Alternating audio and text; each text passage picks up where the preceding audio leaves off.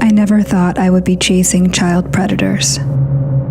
It was 2 years ago when our team intercepted conversations between a 12-year-old girl and a 40-year-old pedophile. He wasn't just talking to her, he was abusing her, coercing her, collecting images and videos, and no one in her life, her parents, sixth grade teacher, or friends, knew what was happening.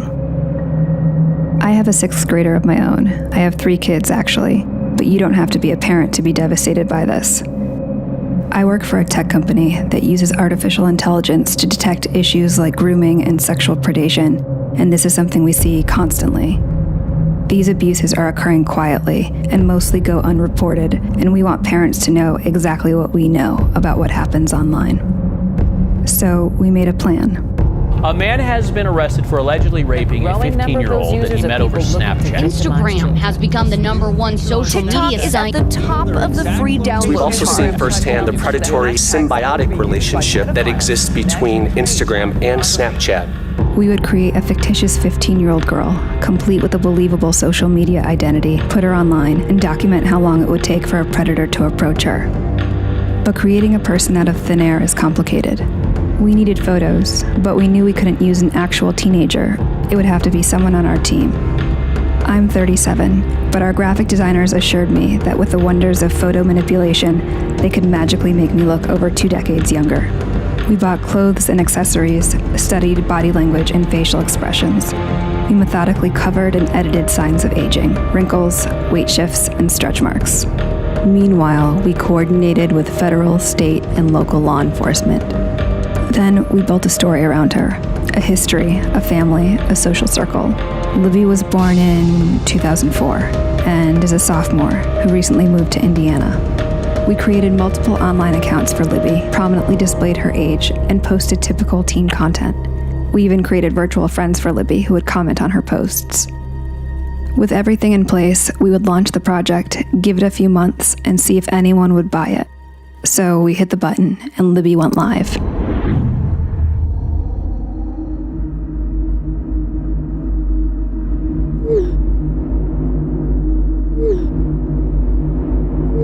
Within the first hour of posting on Libby's accounts, 7 adult men contacted her. By the end of 9 days, that number was 92.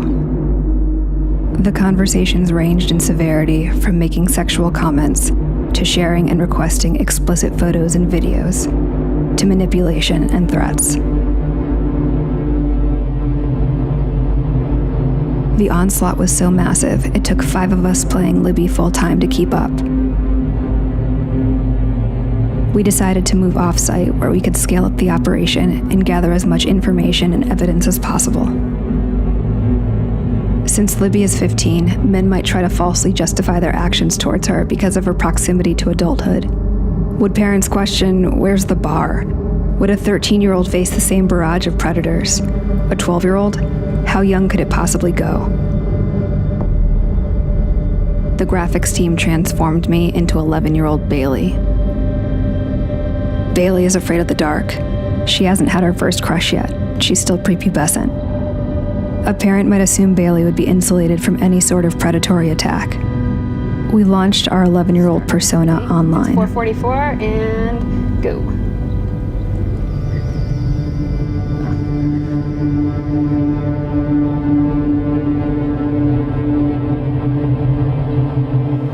One like from a guy whose profile photo is a penis. So let's say 1 minute and 7 seconds. We have a message request. Although sorry, 2 more requests just came in. How much time? 1 minute and 40 seconds? Yeah. How old are you? You go to the profile, you know that is a child. It also says in the profile that the child is in 6th grade. Another one. It's just lighting up, like the inbox is just boom, boom, boom, boom.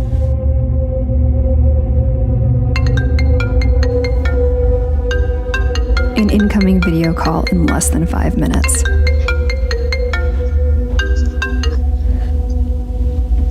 I can't see you. Don't be shy.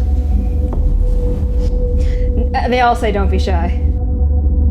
Few parents know just how dangerous these platforms are for so many kids, so we brought some on site so they could see for themselves. 11-year-old Bailey's persona was approached with an even more disturbing level of manipulation and requests.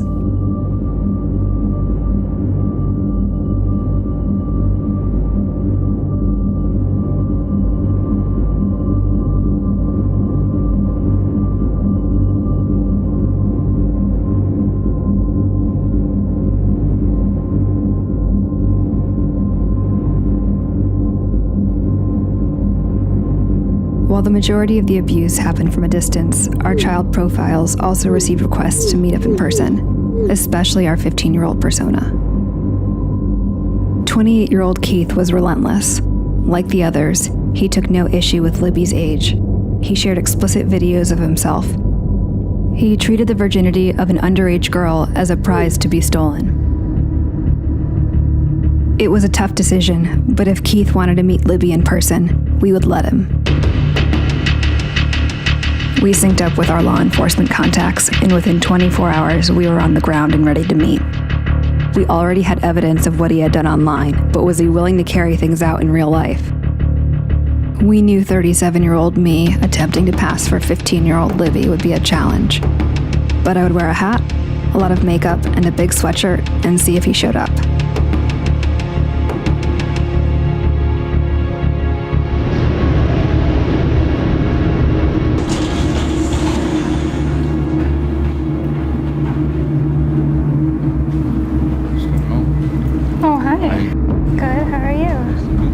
To meet you too.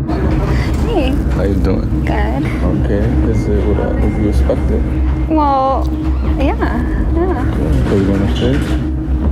Wait, so do you want to go for a walk first? Okay. What's wrong? Why you're not trying to rush upstairs? What was that? Why you're not trying to rush upstairs? I don't know. I'm a little nervous. Now let's go upstairs then. Don't be nervous. I've never done anything like this before, so I'm a little nervous. It's the first for everything. Yeah. Don't be. I'm not gonna rush you. We just go upstairs and talk. Okay. Have you ever? You wouldn't be shy. Are you okay with me being 15? I've never done it. Oh. But it's okay. I like to gentle, make you comfortable. I don't want to just get all the feeling and just, you know what I'm saying? Are you hungry? Mm-mm.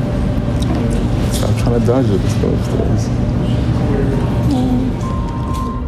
Cyber tips coming in from the National Center for Missing and Exploited. Bark turns over these potential child predators to the National Center for Missing and Exploited Children. Using the app has led to arrests like this one in Florida last year. The brutal reality is that a predator doesn't have to be in the same room, building, or even country to abuse a child. Libby and Bailey may not be real, but they represent countless children who are being sexually and psychologically abused, both online and in real life. I think about how I would have felt as a young, impressionable child. I would have kept the abuses to myself for fear of being shamed and blamed. I would have suffered with it, secretly and quietly. Hi, Mama. Hi, did you have a good day? Yeah. Mama? Yeah. I was wondering, so in 2 more days you're gonna come back? That's right. Okay. I love you. I love you too. Our work has led to numerous arrests, but it's a drop in the bucket. Our work, nor the work of law enforcement or legislation, will ever be able to protect children as well as engaged parents and guardians can. When asked, my advice for parents is to talk to your kids early and often, know what apps they're using and with whom they're communicating. When facing crisis, kids need a soft place to land. Make sure they know they can come to you for help.